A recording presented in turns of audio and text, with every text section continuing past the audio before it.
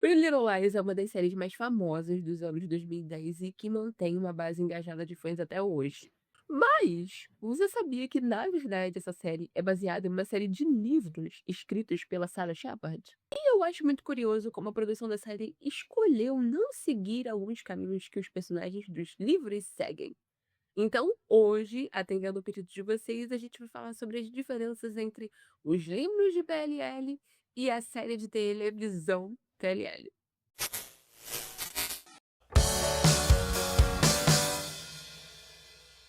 Olá, eu sou a Thais, se essa é a sua primeira vez aqui, seja muito bem-vindo. E se você é um inscrito retornando, seja muito bem-vindo de volta.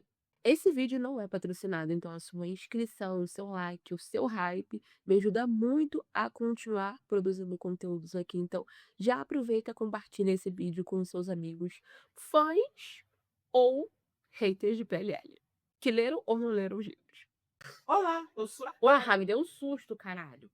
Antes de tudo, é muito importante lembrar que este vídeo não é uma plot summary, ou seja, eu não vou contar absolutamente tudo o que acontece nos livros, porque senão nós ficaríamos aqui por provavelmente 8 horas de vídeo e simplesmente não é possível nesse momento.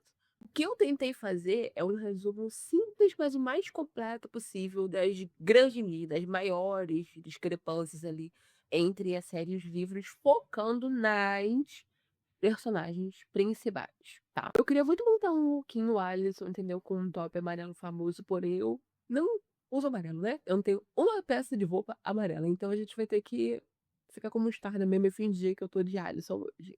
Se você assistiu o meu vídeo sobre as diferenças entre os livros de Gossip Girl e a série Gossip Girl, esse vídeo vai ser muito parecido. Se você não assistiu, eu vou deixar nos cards pra você assistir. Então, vamos começar pela estrutura dos livros, que eu acho muito interessante e não poderia ser mais diferente da estrutura da série de televisão.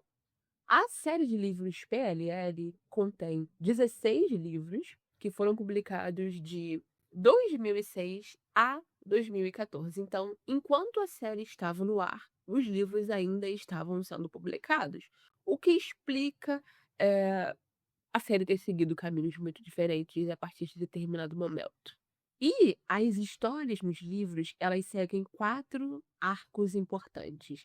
Tipo como na série a gente tem 3 arcos importantes, né, a gente tem um período do primeiro A, que é a Mona, a gente tem um período do Big A, que é a Cissy, e a gente tem um período do AD, que é a Alex Drake.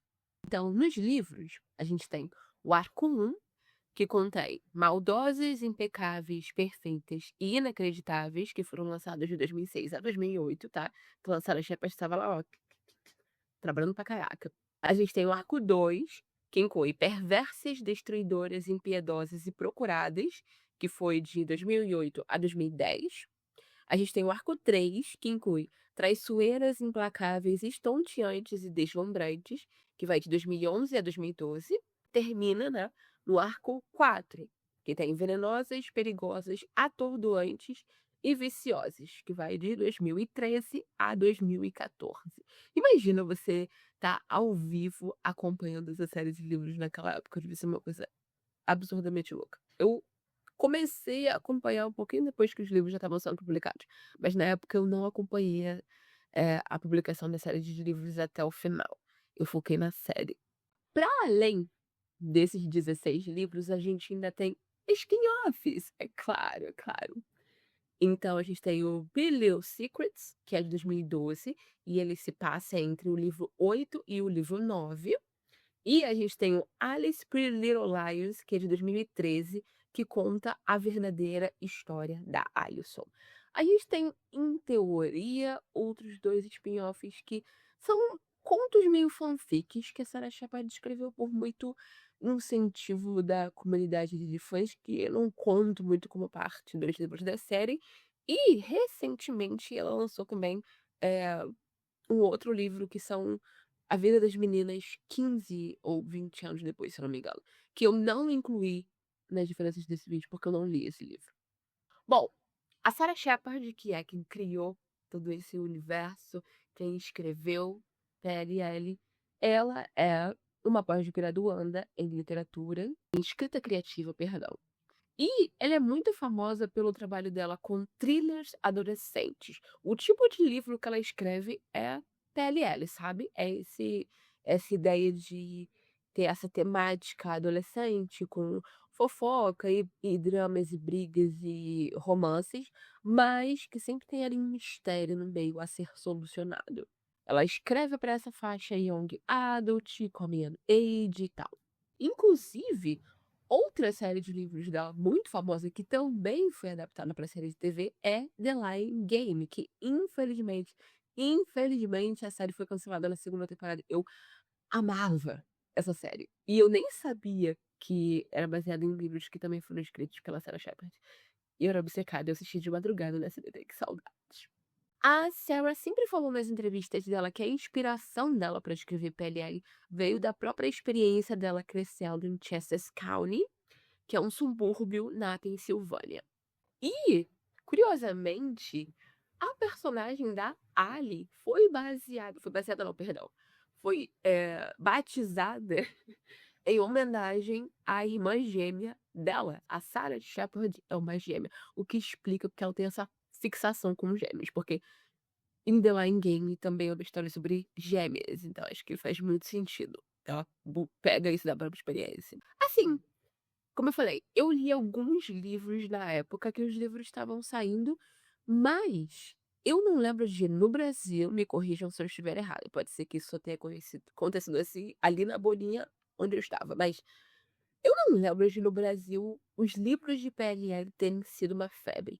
Eu não lembro de ver as pessoas comentando sobre, eu não lembro de ver todo mundo lendo, eu não lembro de ver todo mundo falando sobre esses livros.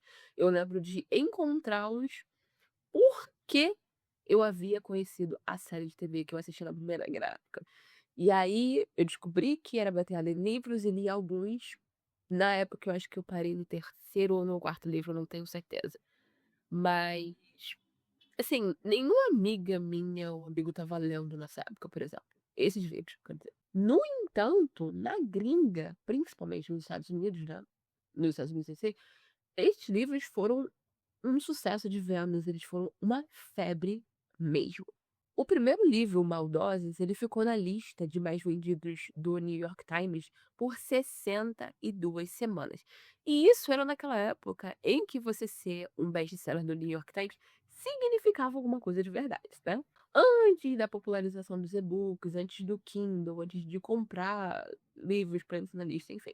E a gente tem que lembrar que ela era uma autora debutante, e esse foi o primeiro livro que ela publicou oficialmente. Então, assim, é muito significativo. Mostra como esse livro foi abraçado de maneira louca pela comunidade jovem leitora. Eu explico porque rapidamente eles correram para comprar os direitos e produzir uma série, porque eles sabiam que, assim, a chance do sucesso era altíssima e eles estavam corretos. Sendo do jeito que é a PLL, com todos os efeitos que a gente enxerga nela, ela continua tendo um choke hold, ela continua prendendo a gente da maneira que prende. Então, assim, errado isso está. Dito isso, vamos falar sobre algumas pequenas diferenças entre os livros e a série antes da gente se aprofundar dentro das grandes diferenças das personagens principais. Pra mim, assim, logo de cara, a primeira diferença é que nos livros as meninas não são grandes amigas como elas são na série. Na série, quando a história começa, dá-se a entender que elas tinham uma amizade muito forte antes do desaparecimento da Alison. Claro, a Alison era a cola que mantinha o grupo junto, foi a Alison quem criou o grupo. No entanto, elas eram amigas sim, para além da Alison. Coisa que não acontece nos livros. Elas vão se tornar amigas de verdade lá pro livro 8. É quando a amizade delas realmente vai acontecer. E super amigas, assim, daria a vida uma pela outra, igual elas são na série, mas pro final da série mesmo. Da série de livros, no caso, perdão. Mas isso também se deve por como a linha do Theo nos livros é muito, muito, muito diferente da série. Quando as meninas conhecem a Alison, conhecem não, perdão, elas conheciam ela da escola. Quando as meninas se aproximam da Alison, quando o grupo se forma, elas têm 12 anos e é no verão se eu não me engano, antes da 6ª série. Então, é no verão após a 7ª série, 1 ano depois, que a Alison desaparece. Elas têm em torno ali de 13 anos quando a Alison some. E no período em que elas estavam ali nesse grupo, elas andavam o tempo todo juntas, mas elas não eram amigas. As 4 eram amigas da Alison e a Alison era amiga das 4, mas as 4 não eram amigas entre si, sabe? É tipo, é uma pessoa que você anda junto porque é amiga da sua amiga. Depois que a Alison desaparece, faz muito sentido que elas se afastem. Faz muito sentido que elas não andem mais juntas, porque a única coisa que elas tinham em comum era essa amizade. Elas não tinham vínculo de verdade umas com as outras. E nos livros, a Alison fica desaparecida até a história começar por 3 anos. O que também eu acho muito interessante, porque nos dá muito mais tempo para desconstruir a proximidade delas, para marcar mesmo a falta da Alison, o desaparecimento da Alison na história, pra fazer um salto da mudança de vida das meninas de quando a Alison estava presente e agora que ela não tá. Acho que esse foi um erro que a série cometeu. Acho que se o salto do desaparecimento da Alison fosse de 3 anos, faria muito mais sentido algumas coisas na série. Principalmente tudo que aconteceu durante o tempo que ela tá desaparecida, faria mais sentido se tivessem sido 3 anos. Então, quando a história começa nos livros, elas estão na 11ª série do colegial estadunidense, que seria o início do ensino médio aqui no Brasil, se eu não estou enganada, tá? Posso estar enganada. E aí a gente tem o 3º ano, no livro 8, até no começo da série, até o livro 8 estão no 1º ano, e no 2º. No livro 8, elas estão no 3º ano. No livro 9, a linha do tempo volta para uma viagem que elas fizeram durante a primavera. E aí, do 10 em diante, é o último ano delas no colégio. E o verão antes da faculdade, né? Delas ali na faculdade. Recapitulando, pra você não ficar perdido, porque eu estaria. Nos primeiros livros, elas têm 16, 17 anos, tá? 15, 16, 17 anos. E nos últimos 8, elas têm 17, 18, 19 anos. E tem 12, 13, 14 nos flashbacks que ocorrem durante toda a história. E apesar de eu gostar muito de na série ter focado nessa amizade, nessa conexão que se construiu entre as meninas, eu acho que é muito interessante essa ideia de elas não serem amigas nos livros. Porque durante o período em que elas não eram próximas e aí já estava, né, azucrinando a vida delas, permite que os personagens se desenvolvam melhor. Permitem que a gente conheça melhor cada uma como pessoa e a história delas, e a vida familiar, e a rotina, sem se misturar com a vida das outras ainda. Então, quando elas se tornam amigas, amigas e as cenas começam a acontecer muito com todas juntas e tal, a gente já sabe muito quem elas são e a vida delas, como a vida delas é. Não precisa ficar jogando coisas na história que a gente já deveria saber. Uma outra grandíssima diferença da adaptação de TV para os livros é a existência ou a inexistência de alguns personagens. No livro não existe Paige, Shauna, Caleb, Garrett, Mary Drake, Sidney, Cissy ou Sarah Harper. Nenhum deles são presentes nos livros, são personagens criados na série. Enquanto isso, vários personagens que existem nos livros não existiram na adaptação, como Jordan, Catherine, Kelsey, Amelia, Alice, Taylor, Zack, Nick, Isaac, Courtney de Laurentiis e Tabitha. Para além disso, alguns dos personagens que acabaram sendo mantidos na série, eles nos livros tinham um papel muito diferente, uma personalidade muito diferente. Um adendo aqui, eu não aguento mais usar a palavra diferente para descrever as coisas, mas eu realmente não tô conseguindo pensar em nenhum sinônimo, então perdoa me perdoe por ser repetitivo nesse vídeo. Mike, irmão da Arya, e o Noah, por exemplo. Eles estão na série, mas nos livros eles têm papéis muito diferentes. Eles são parte do elenco principal dos livros, eles têm muita presença, eles são importantes para a história. E na série, não. É principalmente o Mike. Na série, não. O Noah é um objeto de conveniência, ele só aparece quando a gente precisa mover o plot de alguma maneira e nunca linkam ele com alguma coisa que faça sentido. A Melissa, dos livros, por exemplo, ela se casa com o Milden, que, nos livros, não é esse monstro horroroso, assediador que ele é na série. Ela eventualmente se casa com ele e eles têm um filho. Ela tem um relacionamento com o Ren, como é apresentado na série e tal, começa igual, mas dura muito pouco. Logo assim que ela descobre que ele traiu ela com a irmã dela, eles terminam e não voltam mais, tá? O Ren, na verdade, tem uma relação ping-pong muito mais com a Spencer, mas isso aí é mais pra frente, não vamos falar agora. Inclusive nos livros, o Ren, ele é descendente de coreanos, além de britânicos. Então, o nome dele, na verdade, não é Ren Kingston, acho que é Kingston, o sobrenome que eles dão da história. O nome dele nos livros é Ren Kim, e ele tem uma aparência física completamente diferente, é uma pessoa asiática. Que é mais uma escolha que eu não consigo entender que eles fizeram na adaptação da série, porque nem dá em nada o que eles queriam fazer pra história se tivessem escolhido um ator coreano. Talvez eles não tenham encontrado, não sei. A Jenna e a Maya nos livros são grandes amigas, tá? Porque a Jenna nos livros, desculpe, ela não é o ícone que é da série. Ela não é a Nemesis da Alicent, de maneira alguma. Na verdade, a Jenna era vista como uma menina estranha, super deixada de lado, meio que esquisita, sabe? Que ninguém entendia muito bem e não queria se aproximar. Ela era um alvo de bullying da Alicent o tempo inteiro, mas ela nunca disputou com a Alicent de igual para igual, igual acontece na série, antes da Jenna ficar cega. Ela é uma das suspeitas quando os meninos querem descobrir quem é ele, muito do porquê nos livros também acontece o The Jenna Find, né? Aquele incidente onde a Jenna acaba ficando cega, acontece de maneira muito parecida com o que acontece na série. Mas ela não se torna essa grande inimiga das meninas. Elas não necessariamente se gostam, mas elas também não se odeiam. E isso porque, e eu não consigo entender por que que eles mandaram isso na adaptação. Nos livros, quem sofre o abuso, né? Não posso falar folclore pro YouTube não barrar meu vídeo. É a Jenna. É ela quem sofre violência do irmão mais velho, Toby. Toby nos livros é um grande pervertido. Ele é extremamente nojento e ele abusa da irmã, minha irmã mais nova, escondido. E ele e a Emily se aproximam e acontece todo aquele rolê dela ficar meio que amiga dele.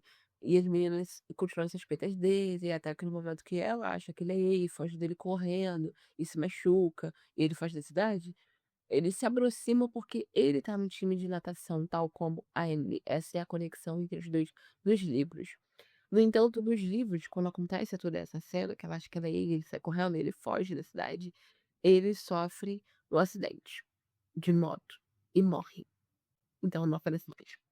Só que nos livros, o segredo que ele acha que a Evelyn descobriu é que ele acha que ele descobriu que ele abusa da irmã.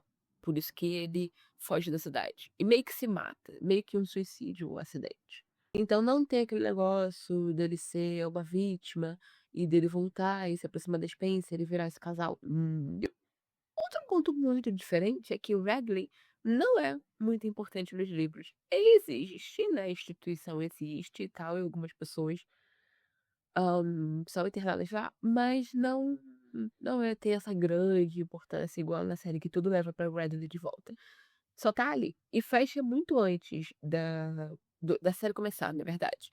O que acontece no time jump da TV, que é que Radley se torna um hotel depois daqueles 5 anos de diferença, na série, quando nos livros, quando a história começa, Radley já fechou, já virou um hotel. Existe uma outra instituição chamada The Preserve, que é para onde alguns personagens vão, em determinados momentos da história. Falaremos a seguir. Então, tratando especificamente das nossas personagens principais, vamos começar pela Arya. Nos livros, a Arya é bem diferente de como ela é na série. Nos livros, ela é uma pessoa mais. Em primeiro lugar, fisicamente ela é alta. Em segundo lugar, ela é mais excêntrica. Ela não é só artística, ela é muito excêntrica. Coisa que na série ela é exatamente excêntrica na It Girl, sabe? E a Arya dos livros também ela é muito propensa a reações emocionais extremas. É tipo assim, quando ela tá com muita raiva, ela acaba sendo muito violentamente impulsiva. Não só quando ela tá com raiva, quando ela tá com ciúme também, porque ela desconta as frustrações dela nas pessoas ao redor.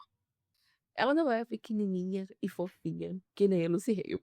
A Ray dos livros ela é alta, esguia e ela usa cabelo curto, não pelos ombros, assim, com vestes azuis. Mas eu acho que a maior diferença da Arya dos livros pra Arya da série é a, a trajetória, né, da história dela. Porque nos livros, ela não, o Ezra não é um par romântico, necessariamente. Ele existe, acontece a mesma coisa que no primeiro episódio, eles se conhecem sem saber que ela é uma estudante, depois eles se encontram no primeiro dia de aula e namoram escondido por um tempo. Mas o livro não romantiza essa relação. E como na série, o relacionamento dela com Ezra define toda a trajetória da personagem, isso faz com que nos livros a história dela seja muito diferente da série. Nos livros, o Ezra não tem um papel essencial na história, ele não aparece tanto do jeito que ele aparece na série. Na verdade, ele não aparece quase nada nos livros. Ele é só um pedófilo que se aproveita de uma estudante que estava no momento vulnerável. E os livros deixam isso claro de uma maneira bem inteligente, na minha opinião. Por quê? Porque existe essa coisa da paixão e da inocência no ponto de vista da Arya. O livro não mostra a Arya se dando conta daquilo que ela está sendo abusada de um adulto. Porém, o comportamento libidinoso dele não é passado despercebido. E, inclusive, em Inacreditáveis, que é o livro 11, ele é preso por isso. Então, é ótimo. O livro aponta bem na cara e fala: ele é um pedófilo, ele vai pra cadeia. E aí ele nunca mais aparece, ele nunca mais volta da aula. Então, é por isso que eu sempre falo: ter tornado ele par romântico final dela na série foi uma escolha, tá? Foi uma escolha feita com muita vontade. Uma escolha que eu nunca vou perdoar, nunca vou entender. Mas enfim, nos livros, não só o relacionamento dela com o Ezra, mas e se explica melhor essa tendência que ela tem em orbitar ao redor de homens mais velhos. E que isso acontece muito porque ela se sente um peixe fora d'água em Rosewood. Como eu falei, que ela é muito mais excêntrica nos livros do que ela na série. Ela não se encaixa com as pessoas ali do subúrbio, naquela cidadezinha perfeita. Rosewood, nos livros é muito mais esse estereótipo da cidade suburbana perfeita, que todo mundo vive uma vida muito certinha e ninguém se apresenta fora da caixa e tal. Para além disso, a história começa 3 anos depois do desaparecimento da Arya, então ela passou 3 anos na Islândia. E num período muito formativo ali, né, da vida dela, né, na transição da pré-adolescência para a adolescência. Então ela tem muita dificuldade nessa volta dela para a cidade. E isso é parte muito importante da história, coisa que não é mostrada na série, não é abordada de verdade na série. Algo que tem na série, mas que eles fizeram de uma maneira muito diferente, é quando Ei revela pra vem da Arya pra ela que é, o Byron, o pai da Arya, teve um caso com uma estudante dele e que a Arya sabia o tempo todo. Porque, né, ele pediu pra guardar segredo. Nos livros, a mãe dela fica com muita raiva dela por ter escondido dela a história esse tempo todo. Ele expulsa ela de casa. Os pais dos livros, eles são bem complicados, assim, né? Eles não são bons pais, assim, definitivamente. Quando esse segredo é revelado, o Byron vai mais com a Meredith. Ele assume o relacionamento dele com ela. E como a mãe expulsou ela de casa, a Arya é obrigada a ir embora com eles. Inclusive, o Byron se casa com a Meredith, ele e ela nunca mais voltam. E eles têm um filho, uma bebezinha, que eles batizam de Lola. Então, nos livros, a Arya tem mais uma meia-irmã. E nesse período, nessa mesma altura, ela não estava mais saindo escondida com o Ezra, essa relação tinha terminado, então ela começa a se aproximar do Sean.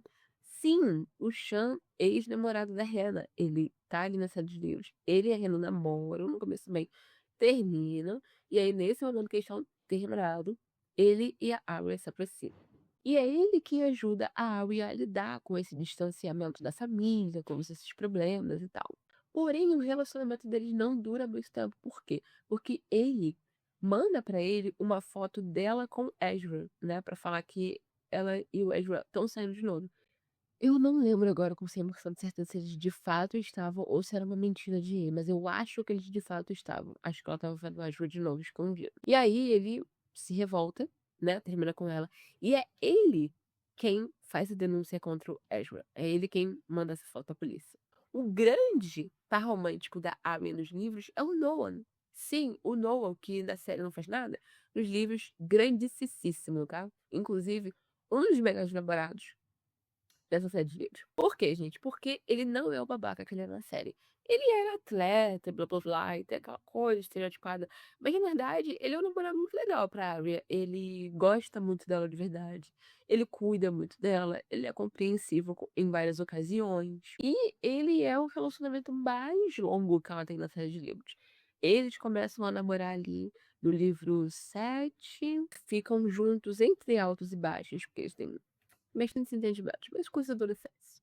Por um ano e pouquinho, se eu não me engano, acabam se separando, porque, né? Porque separa todo mundo. E namoram pessoas diferentes por um tempo. Mas, no fim, eles terminam juntos e são, sinceramente, um dos melhores casais, tá? Essas livros. Eu sei que todo mundo gosta da Hannah com o Mike, mas meu casal preferido era a Arya e o Noah. Um outro ponto que eu tenho que falar sobre a Ever também, que é uma discrepância, assim, significativa. A Euia dos livros é bem agressiva, ela tem um comportamento bem violento. A série mostra isso de vez em quando, tipo quando ela destrói o escritório do pai, ou quando ela destrói o apartamento do Ezra. Mas são coisas muito, assim, jogadas de vez em quando. Nos livros, a ela então, tem um momento que ela fica com tanto ciúme de uma amiga do Noah que ela empurra a garota de cima de um teleférico. Sabe aqueles teleféricos de estação de esqui que levam você pro alto da montanha pra você descer esquiando? E em determinado ponto tu tá, tipo assim, numa altura super, super, super alta, em que se você cair daquele treco pra falar de um cuspe, tu pode morrer. Ela empurra a menina de um trem desse. Tem uma briga que ela e o Ezra têm, que ele, tipo, coloca a mão na boca dela, tipo assim, para de falar, deixa eu falar um pouquinho. Ela morde a mão dele. Quando ela tá tirando férias na Jamaica com o Noah, ela confunde uma garota no telhado com a Alison. Ela acha que essa menina é a Alison. E ela empurra essa menina do telhado. Ok? Ok. Mas, no fim dos livros, ela termina namorando o Noah. Os dois vão morar em Nova York e fazer faculdade lá. Como eu falei que a Arya acaba namorando o namorado da Hannah, vamos falar da Hannah agora. A Hannah é muito, muito, muito diferente nos livros do que ela é na série. Não só na questão física, porque a Hannah dos livros não é parecida com a Alison, ela não é loira dos olhos claros, na verdade. Ela é loira natural, mas ela pinta o cabelo de castanho, ela não gosta do cabelo loiro. E ela tem olhos escuros, tá? Mas assim, o principal é a personalidade dela. A Hannah dos livros é outra pessoa. Na série, ela é mostrada como vaidosa. Eu não diria que a Hannah é mostrada necessariamente como superficial, porque esse estereótipo dela de patricinha e tal, ele muda muito rápido depois que Ei começa a azucrinar as meninas. Ela para de ligar pra esse tipo de coisa, popularidade e tal. Muito rápido, né? Depois que a vida dela toma o rumo que toma. Enquanto que nos livros, não. Ela não é só vaidosa e gosta de moda. Ela é completamente superficial. Ela é a Regina George, tá? Da escola. Na série, ela só gosta de ser popular pra ser amada e admirada. Nos livros, ela é obcecada com a imagem dela. Ela é uma Mean Girl, como eu falei, ela é uma Regina George e ela anda com um quartetozinho de Mean Girls. Ela pratica bullying contra várias pessoas. Por uma boa parte dos livros, a Hannah é retratada como uma pessoa cruel, como uma pessoa preconceituosa, muito egocêntrica. Ela frequentemente faz comentários maldosos contra os outros porque ela tem essa insegurança interna extrema, porque ela era gordinha durante a infância e sofreu bullying por isso. Então, depois do desaparecimento da Alison, Quando ela e a Mona se aproximam e decidem que elas vão ser magras e populares, a Hannah vira como uma pessoa horrível.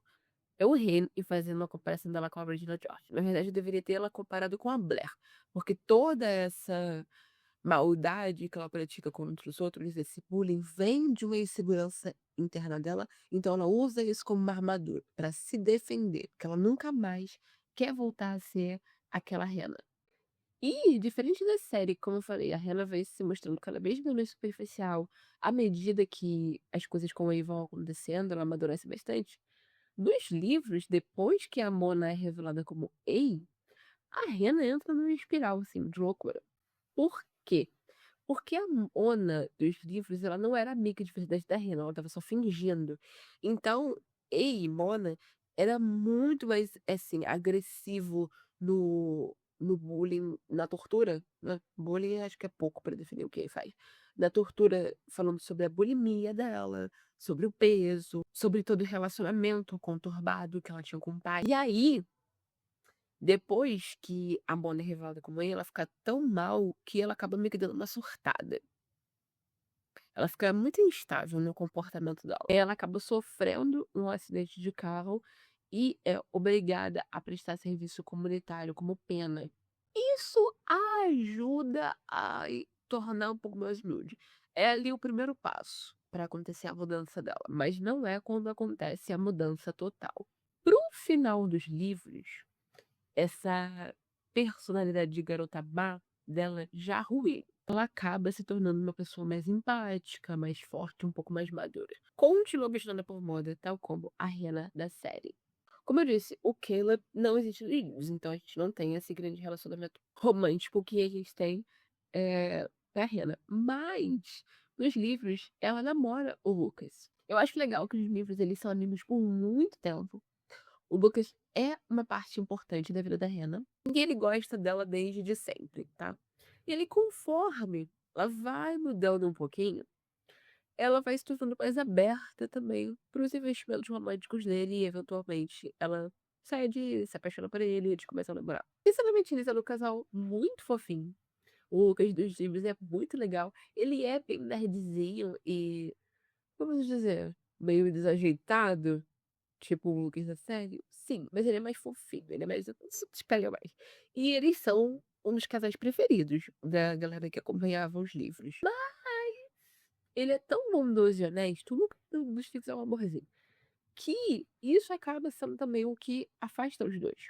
O que acaba o relacionamento deles. Porque ele simplesmente não consegue aceitar algumas atitudes da Hannah. Ele não quer se associar a esse comportamento destrutivo dela, né? Depois que Bonnie é revelada como gay, ela tem esse surto, ela entra nessa espiral. Não fica legal pro Lucas e tudo. Ela fica muito obcecada em inflamar o status social dela de Queen Bee, que ela meio que perdeu. E também em se vingar da Kate, né? A filha da madrasta dela. Num evento de arrecadação de fundos da família da Spencer, uma coisa super gala, assim, a Hannah revela pra todo mundo que a Kate tem herpes. Sim, é uma cena super humilhante, tá? E não tinha nada a ver com aquele momento. E foi não devido a Hannah fazer isso. E o Lucas definitivamente não gosta disso e termina com ela depois. Ele fala que essa não é a pessoa que ele quer se envolver. Curiosamente, a pessoa, o par romântico mais longo com quem a Hannah termina no final da história é o Mike. Como eu falei, é um outro grande casal. Acho que é o casal preferido da maioria das pessoas, pelo menos é o que eu vejo todo mundo falar sobre. A Hannah só começa a namorar o Mike porque a Kate falou que tava afim dele. Então ela vai, se aproxima, vai dar em cima do Mike só pra perturbar a Kate, porque elas se odeiam. Só que o Mike dos livros, ele é muito diferente. Ele é bem atlético e ele é exatamente o estereótipo do atleta jogador de futebol do ensino médio, dos filmes estadunidenses. Ele é esse carinha. Super extrovertido, popó pra caramba, meio idiota, liga muito pro que as pessoas falam dele, liga muito pra popularidade dele. Então, ele e a Hannah dão super certo. Ela acaba gostando dele de verdade. E ele adora o jeito que ela é. Eles se conectam por essa necessidade de serem populares, que na verdade é uma insegurança interna deles. E eles querem ser o casal da escola. E aí, bem mais pra frente, bem mais lá pro final dos livros, Quando as meninas estão sendo acusadas de assassinato, né, elas estão ali para serem julgadas e elas muito provavelmente vão terminar na prisão, o Mike, para mostrar o comprometimento dele com a Hannah e como ele a amava e gostava dela de verdade, pede ela em casamento. Uhum. E eles se casam antes do julgamento. Eles se casam adolescentes antes do julgamento, nos livros. Outro ponto muito diferente da Hannah é a relação que ela tem com os pais, porque na série a Hannah e a Ashley, se eu não me engano o nome da mãe dela, são meio que melhores amigas, elas são muito próximas, elas se uniram muito, principalmente depois que o pai dela foi embora de casa, se separou da mãe dela, etc e tal.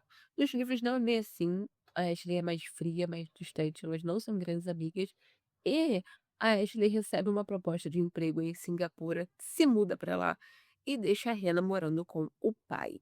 Então é por isso que nos livros também tem muito mais dessa necessidade de vingança entre ela e a Kate, porque ela passa muito mais tempo com a Kate, né? Na série ela vê a Kate uma ou duas vezes. E a relação da Hannah com o pai dela é muito, muito difícil. O pai dela é ainda mais propenso a dar vantagem pra Kate do que ele é pra dar vantagem pra Hannah em várias situações. Ele realmente não tá muito satisfeito com a situação dela morando com ele, e tem muita briga entre ela e a Kate e ela e o pai. Em determinado momento, ele é até influenciado por ele também, mas manda a Hannah pra uma clínica de reabilitação, porque ele acha que ela tá tendo um comportamento muito destrutivo e que ela tá de novo cedendo às tendências bulímicas dela. Então a Hannah fica internada um tempinho, mas ela acaba voltando. A Hannah dos livros, ela é obcecada por moda e tal, mas ela acaba se tornando atriz, na verdade. Em determinado momento, mais pro final dos livros, estão desenvolvendo um filme sobre a vida das meninas e ela é convidada a participar. Mesmo sabendo que ela não vai estrelar o papel, ela vai estrelar um papel pequeno, ela aceita e dá-se a entender que isso aí vai ser o estopim da carreira dela. Vamos lá, Spencer. No que diz respeito à aparência física, a Spencer dos livros é outra pessoa, basicamente. Nos livros ela tem cabelo loiro, longos cabelos loiros ondulados e olhos azuis cerúleo, ou seja, muito, muito azuis. E essa distinção é muito importante, porque ela é mencionada muitas vezes, porque a Spencer é fisicamente comparada a Ailton o tempo inteiro, porque nos livros elas são muito, muito parecidas. Elas têm, inclusive, o mesmo formato de rosto para além da mesma cor de olhos e cabelos. E isso é porque a Spencer e a Alison nos livros são irmãs, elas não são primas, tá? Nos livros não existe Mary Drake, não existe toda aquela história doida com as irmãs gêmeas, com a irmã gêmea da Jessica. Nos livros, a Jessica e o pai da Spencer, que eu não lembro o nome, tem um caso, então a Alison e a Spencer são meias irmãs. A Spencer do livro é ainda mais obcecada com perfeição, com sucesso acadêmico, notas altas, se exceder da família dela e muito mais competitiva com a Melissa. Na série, elas competem entre si, têm um relacionamento difícil, mas existe ali amor de irmã, elas se entendem e depois elas ficam bem. Nos livros, não. Elas nunca se tornam amigas, por assim dizer. O comportamento da Spencer é bem mais impulsivo e obsessivo nos livros, também porque, quer dizer, melhor dizendo, é explicado porque ela é diagnosticada nos livros com TOC, com transtorno obsessivo compulsivo. E ela também é diagnosticada com transtorno explosivo intermitente, que é uma condição psiquiátrica marcada por episódios repentinos e repetidos de raiva e agressividade desproporcionais a situações cotidianas. A Spencer, tal como na série, porém de uma maneira muito melhor abordada nos livros, ela desenvolve um vício em remédios também, em drogas, né? Por causa dessa obsessão acadêmica dela e tal. Só que na série acho que ela usa a Adderall, se eu não me engano, e nos livros existe uma droga chamada Easy A, né, que os estudantes usam mesmo para poder ficar acordado e ligadão por mais tempo e tal. São a galera que ligou a Spencer, a galera que usa esse e ela fica viciada nesse medicamento. Ela também acaba sendo institucionalizada para lidar com esse vício nos livros. Como eu disse, o Toby não existe na história, né, o pervertido morre cedo, então não existe casal Toby. A Spencer tem outros envolvimentos românticos na história. Um deles, que em teoria não chega a ser envolvimento romântico, mas é uma pessoa legal pra gente mencionar, é um carinha chamado Zack. Nos livros, quando a mãe e o pai da Spencer se separam, eles não voltam. E ela começa a namorar um outro cara que tem um filho, chamado Zack. Quando a Spencer vê esse menino pela primeira vez, ela fica toda interessada nele, e aí eles saem juntos um dia e se beijam. No entanto, no momento em que eles se beijam, o Zack já dá um chega pra lá nela porque ele fala pra ela que ele é gay. Só que o pai dele descobre que eles se beijaram e dá uma surra nele porque eles vão ser meios irmãos. Eles, se não me engano, acho que eles estavam noivos naquela época. E aí, pra tentar defender ele, a Spencer acaba contando que ele é gay. Então a situação fica muito pior. E o pai dele manda ele, tipo, pra uma escola militar. Meio que pra fazer uma terapia de conversão dele. Um longo par romântico que a Spencer tem nos livros é o Andrew Campbell, que é diferente de como ele é na série. Eles, nos livros, são, tipo, grandes rivais, né? Os dois estão sempre competindo pelas coisas lá da escola, os prêmios acadêmicos e tal. E em determinado momento, depois que a Spacey é pega colando nos trabalhos, eh, ela pede ajuda a ele pra, tipo, ser o tutor dela e a partir daí eles vão desenvolvendo uma relação. É bem enemies to lovers, é bem legalzinho. O Andrew pra Spencer é tal como o Noah é pra Elvia. Ele é que dá apoio a Spencer em vários momentos difíceis que ela tem, principalmente com a família dela, com o pesadelo de Ada, com todas as torturas que ela passa, com a questão do toque, né, e do TEI, que quando ela tem esses diagnósticos, ele também ajuda bastante. E também com o vício dela, AZA. Eles só se separam porque em determinado momento ele atrai todo mundo para uma cabana em Poconos e causa um incêndio, quase mata a galera toda. Isso aí é demais pro Andrew, ele fica muito assustado e ele acaba se separando da Spencer ali. O maior relacionamento romântico que a Spencer tem nos livros é com o Rem. Sim. Começa do mesmo jeito, ela conhece ele porque ele tá noivo da Melissa, aí eles ficam, né, tem uma sessão de abraço, Melissa descobre, Melissa e ele se separam, mas ele e Spencer continuam juntos. Principalmente porque, como eu falei, essa competição e briga e ódio entre ela e a Melissa é muito maior nos livros, então ela continua com o Ray também pra perturbar a irmã dela. Ela gosta dele, eles se apaixonam, mas é muito pra jogar na cara da Melissa que ela tá com ele. E nos livros a relação deles é completamente abominada, causa vários problemas entre ela e a família. Jesus. Causa vários problemas entre ela e a família, entre ela e a Melissa, as amigas também não aprovam. Mas entre idas e pontas, no final ela termina com o Red. Quer dizer, termina a história com o Red.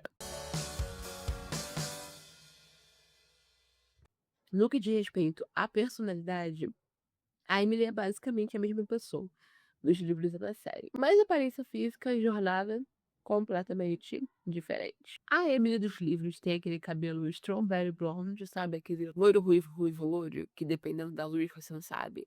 Se é loiro, se é ruivo, essa é a cor do cabelo dela. E ela tem pele bem branquinha, cheia de sardas, olhos bem verdes. Nos livros ela também não é lésbica, ela é bissexual, o que eu acho uma troca preferível, realmente, de ter feito na série, porque eu tenho certeza que eles não iam abordar a bissexualidade dela de maneira, assim, respeitosa, de maneira inteligente, né, naquela época. Então foi melhor ter botado ela como lésbica mesmo. Os pais da Emily nos livros são muito, muito homofóbicos e racistas.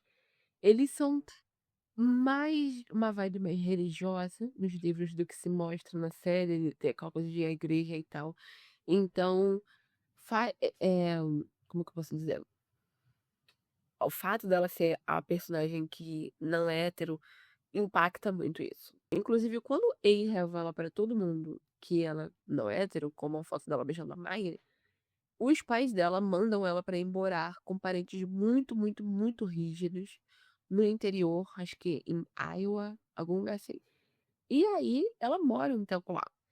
Ela sofre bastante com esses tios que são muito preconceituosos, até que ela descobre que os filhos deles, os primos dela, não são exatamente santinhos, bonzinhos e respeitadores dos bons costumes e das morais, e eles fogem de casa pra poder beber e fazer farra e tal. Ela foge junto com eles algumas vezes, conhece uma menina chamada Trisha, só que os tios descobrem que ela tá ficando com essa menina. E aí, eles também expulsam ela da casa deles. E como a Emily não quer voltar para os pais, ela acaba ficando na rua um tempo. E é aí que os pais dela meio que têm um pouco de consciência, ele fazem um apelo na televisão, no programa pra Emily voltar pra casa, e ela acaba voltando. Nisso que ela tá em casa de novo, eventualmente ela vai na igreja dos pais, tenta cair nessa coisa da conversão, e ela conhece na igreja um menino chamado Isaac, que é inclusive vocalista de uma banda gospel. Eles se dão super bem, e com toda essa relação complicada que ele tem com a sexualidade dela, ela fica com muito medo de contar pro Isaac que ela não é hétero, né, que ela é bissexual. E aí, em dado momento, ela acaba contando, ele é super tranquilo com relação a essa informação, os 2 continuando juntos, o relacionamento deles se torna super sério, a Emily acaba perdendo a virgindade com ele e ela fica grávida. Quando ela fica grávida, a Emily entra em pânico, né, porque como eu falei, pais super religiosos. E ela esconde a gravidez de todo mundo por um longo período de tempo, porque a Emily, nos livros, tem uma irmã mais velha. Ela esconde a gravidez o máximo que ela pode, e aí quando não dá mais, ela pede a irmã dela pra esconder ela no dormitório dela da faculdade. E ela fica lá até ela dar à luz a esse bebê, que é uma menina, e aí se eu não me engano, ela batiza de Violet. E aí ela entrega essa bebê pra adoção. Uma das grandes diferenças da Emily, dos livros pra Emily da série, é que, apesar de todo amor cego que ela tinha pela Alison, depois de todo o tormento e trauma causado por ele, ela muda muito. Depois que ela sai da Doll's House, ela fica muito reservada, ela fica muito cínica. E no fim, é ela quem salva todo mundo, porque ela é a única que acredita que Alison é ele. As meninas não acreditam na teoria dela. Então, enquanto as meninas estavam lá pra enfrentar aquele julgamento por assassinato e que elas com certeza iam ser presas, condenadas, elas estão fazendo meio que uma viagem e a Emily levanta, entra no oceano durante uma tempestade e não sai mais. Ou seja, ela finge que se então todo mundo tá ali muito mal, muito triste, achando que a Emily morreu, enquanto ela, na verdade, está indo até a Flórida investigar, seguir pistas. E aí é ela quem descobre que a Jessica estava escondendo a Alison lá. Então é ela quem liga pra polícia, revela a localização da Alison, revela todos os planos dela e acaba conseguindo com que elas sejam inocentadas e a Alison seja presa. No fim, ela corta o relacionamento com os pais dela, ela é muito maus, muito abusivos. Ela vai pra faculdade e ela tá, tipo, trabalhando numa loja de surf, vivendo perto da praia e sendo feliz. Bom, vamos falar agora de Alison de Laurentiis, dos livros, que eu guardei pro final, porque ela é um paradoxo. Ao mesmo tempo que a essência da Alison e algumas partes do plot foram levadas para a série, outras partes muito essenciais da história dela foram mudadas, o que acarreta na trajetória da personagem ser muito diferente. Assim, fisicamente, ela não é tão diferente assim da atriz e da maneira como eles resolveram caracterizar a Sisha Peterson da série. A Alison é descrita como tendo cabelo liso e olhos muito azuis, cerulho, um rosto em formato de coração e tal. Ela é a única que na promoção da saga, o marketing e tal, eles não contrataram uma modelo para fotografar e utilizá-lo, né, como meio da personagem. Então a gente só tem a imagem da boneca da Alison, que assim, ainda falando da aparência física dela, é uma coisa que eles, de certa forma, levaram pra série. Quando ela tá, durante aquele período desaparecida, a maneira como ela andava em Rosewood sem ser reconhecida é porque ela tinha tingido o cabelo dela de castanho escuro. Tipo como aquele alter ego da Alison, a Vivian mas tinha alguma coisa. Outra coisa que foi levada pra série é a personalidade da Alicent. Ela nos livros é a mesma mean girl, bully, extremamente manipuladora, cruel, não sente prazer na dor dos outros, muito malvada, só que a Alicent dos livros ela consegue ser ainda pior, ela beira a psicopatia real oficial. Se bem que assim, eu diria que a Alicent da série também é, porque a gente às vezes se deixa perder naquele arco de redenção que fizeram dela. Mas ela, tipo, era muito, muito ruim. O grande plot twist está em que tudo isso que eu escrevi, é a personalidade da Alicent. No entanto, não necessariamente é a personalidade da Courtney. E quem é Courtney de Laurentiis se você nunca leu os livros? A Courtney era irmã gêmea, tá? Idêntica da Alicent, com quem ela tinha essa relação muito conturbada com a irmã de rivalidade e competição, ódio uma pela outra. Do mesmo, e as tentativas de roubar o espaço e a vida uma da outra do mesmo jeito que a série nos mostrou, só que com os personagens da Jessica Connery Drake. Eles basicamente pegaram o plot da Alicent e da Courtney e usaram na Jessica e na Mary Drake, o que, na minha humilde opinião, foi um grande desperdício de uma ideia muito, muito interessante. Porque saber que a Jessica tinha uma irmã gêmea e teve uma filha e ia trocar para os lugares, não sei o que e tal, não tem nem de longe o mesmo apelo de saber que a Alicent tinha uma irmã gêmea e elas trocavam de lugar. Mas enfim, não era que a Courtney fosse necessariamente a gêmea boazinha, por assim dizer.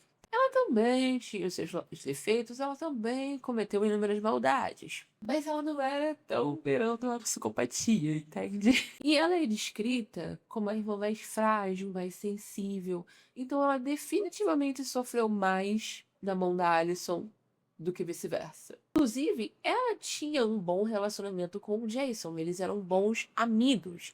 Ao contrário da Alicent, que não tinha um bom relacionamento com o irmão, igual ela não tinha com a Courtney. Um outro ponto muito interessante é que, apesar delas serem gêmeas idênticas, os livros comentam que existem algumas distinções físicas mínimas assim entre elas, que eram quase imperceptíveis, sobretudo se você não soubesse que elas eram gêmeas. E são coisas tipo assim, tipo, uma tem mais bochecha que a outra, uma é mais esguia que a outra, o cabelo de uma é mais volumoso. Falam que os olhos da Alice são de um azul mais vibrante. E isso é muito, muito legal, porque em vários momentos, algumas das meninas ou outros personagens notam que parece que a Alison tá diferente numa foto ou pessoalmente, só que não consegue necessariamente apontar um porquê e acha que é coisa na cabeça da pessoa. Mas na verdade aquilo é real. Havia aquela diferença mesmo porque, sei lá, a pessoa estava achando que era a Alison e a Courtney e vice-versa. E os livros também contam que no comecinho da infância as meninas eram muito próximas, tá? Mas que isso não durou muito tempo. Por quê? E isso pra mim é um claro sinal do distúrbio de personalidade que a Alison definitivamente tem. A Alison simplesmente começou a sentir muita inveja da irmã. Inveja simplesmente da existência dela. E ela começou a nutrir um rancor, um ódio tão forte pela Courtney que ela começou a inventar coisas que a Courtney fazia e convenceu os pais de que a Courtney estava um surto psicótico e que o tempo inteiro tentava ser ela. Que estava a ponto da vida dela estar em risco. A Courtney queria roubar a personalidade dela e que, sabe, a Courtney faria de tudo pra ser ela, inclusive, quem sabe, machucá-lo. Então, os de Laurentiis, convencidos por esse teatro da Alicent, eles internam a Courtney em Rackley, quando ela tinha ali, acho que mais ou menos 8 anos, se eu não me engano. E acho que é por isso, eu tenho quase certeza, que era essa época que eles se mudam pra Rosewood, pra poder ficarem mais perto da filha, pra poder cuidar dela. Só que não se engane, os de Laurentiis não são bons pais, inclusive o fato deles simplesmente terem terminado a filha sem uma avaliação psicológica e nada do tipo já deveria mostrar isso, mas eles são extremamente piores do que os pais. Os pais dos livros são muito piores pais do que na série. E eles simplesmente têm muita vergonha do fato da Courtney estar internada numa instituição psiquiátrica e eles resolvem fingir que ela não existe. Quando eles se mudam para Rosewood, eles mudam o sobrenome deles. Se eu não me engano, o sobrenome deles era só Laurentiis antes. Alguma coisa assim. Eles mudam para os Laurentiis e eles fingem que eles só têm 2 filhos. Que a Alison não é gêmea. E é por isso que ninguém entra na cidade, inclusive as meninas, sabe da existência da Courtney. E aí, alguns anos depois, mais ou menos 3 anos depois, o Radley ia fechar para virar um hotel. Plot esse que eles utilizaram lá no Time Jump na 6ª temporada da série. E a Courtney ia passar um período em casa com os Laurentiis antes dela ser enviada para uma outra instituição na Flórida chamada The Preserve. E durante esse curto período em que ela passa em casa, ela viu uma janela de oportunidade de se safar, porque ela sabe que ela nunca vai conseguir convencer os pais de que ela é ruim, a Alison sempre ganha nesse jogo, então ela resolve convencer os pais de que ela é a Alison, e a Alison acaba sendo enviada para The Preserve no lugar da Courtney. Então, a partir daí, Courtney é Alison é Courtney, ok? E, bom, ficou óbvio até aqui, mas a partir daqui você vai tomar o maior dos spoilers dos livros. É tipo assim, vamos contar o final do plot real oficial. Então, se você não quer saber, se você queria saber algumas coisas, mas ainda não queria saber a grande revelação dos livros, esse é o momento de parar.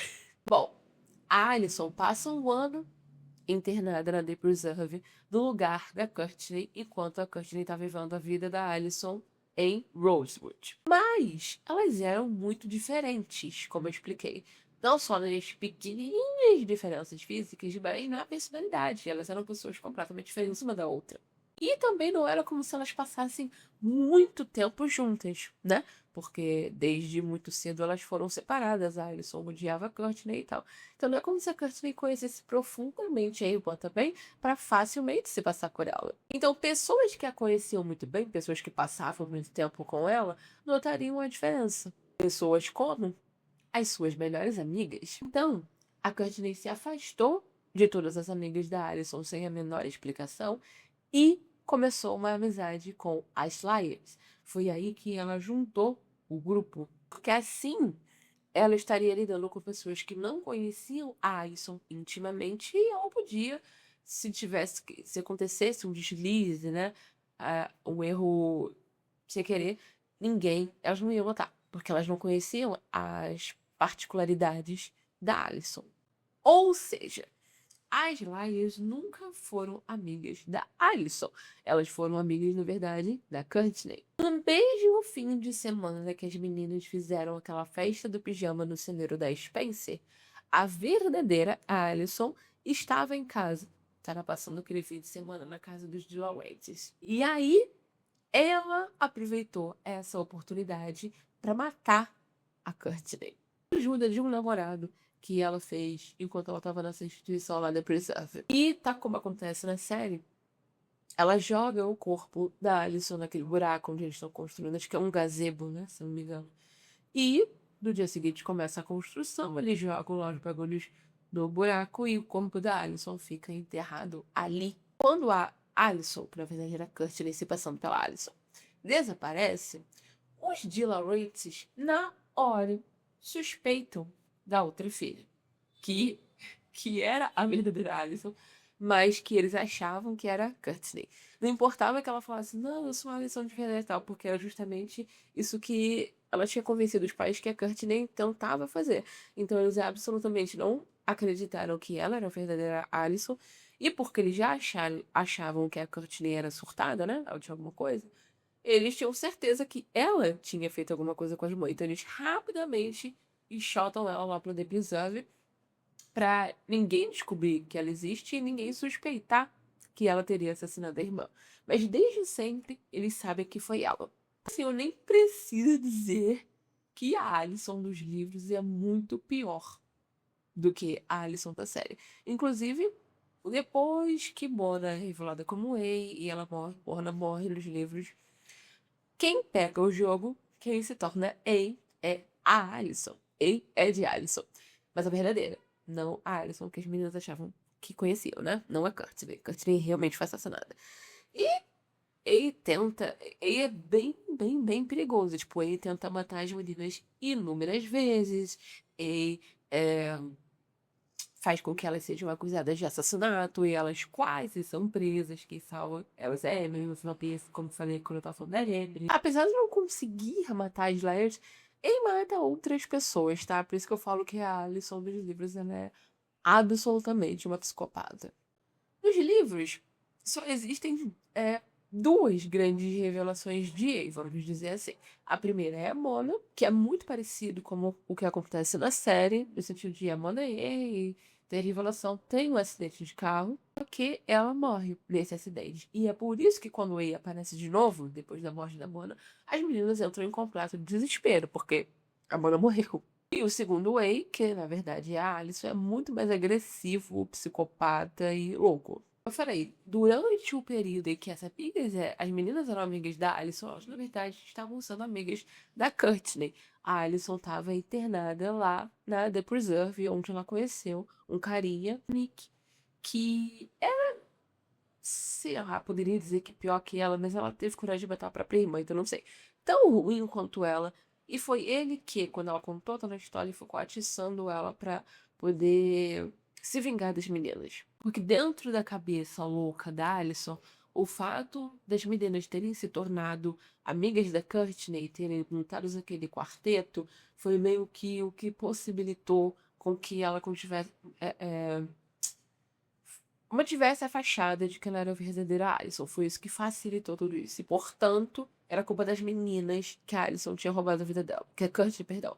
Que a Courtney tinha roubado a vida dela. Então, ele consegue fazer tudo o que consegue fazer e meio que está em vários lugares ao mesmo tempo.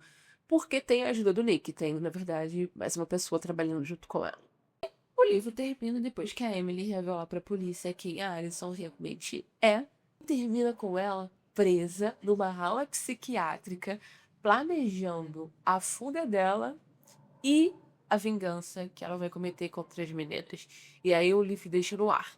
Se isso é só uma fantasia louca na cabeça da Alison, ou se realmente isso pode acontecer, se realmente o jogo não acaba ali. Bom, e é isso. Eu espero que você tenha gostado desse vídeo. Eu definitivamente gostei de fazê-lo, me diverti muito. Apesar de ter dado muito trabalho. Então, inclusive, comenta nesse vídeo o que você achou, compartilha ele com os seus amigos, com as pessoas que gostam de PLL, de livros ou da série. Hype esse vídeo, se inscreve no canal, porque me ajuda muito. Esse vídeo é realmente, assim, não que outros não tenham dado, mas esse realmente um dos maiores, mais longos e mais difíceis vídeos de fazer pro canal. E não se esquece também de me seguir lá no Instagram, @soueutai. Eu posto sobre as séries que eu tô assistindo, sobre os próximos vídeos que vem aí, sobre outras coisas. Se você quiser me acompanhar por lá, um beijo e até o próximo vídeo.